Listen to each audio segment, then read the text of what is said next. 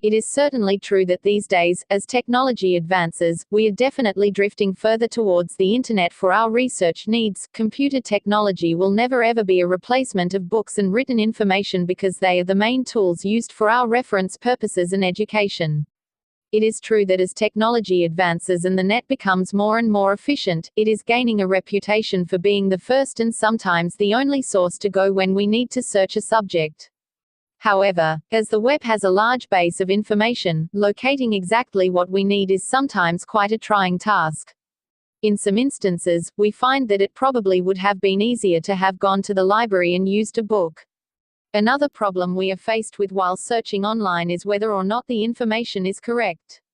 We sometimes can be deceived by information on a website and be unaware that what we are writing down is incorrect. So books will never ever be replaced even if there are lots of people using the cyberspace. This is due to the fact that books are the main tool of education and are commonly used for our leisure time. In fact, books have been with us for many thousands of years and usually used for our enjoyment purposes. For instance, reading stories in books is an ancient pastime, and although the variety of activities can undertake in our spare time has increased dramatically over the years, it is still quite common to read books.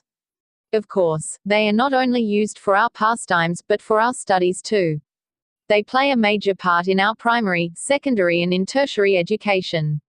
In conclusion, as computer age takes over, we may use books less, especially for information purposes. However, books as we know them will not disappear. They will never ever be replaced by the information in the screen because they are used in our leisure time and the main tool for our education. Thanks for watching the videos. If you like the videos, please give us a thumbs up and don't forget to subscribe our channel.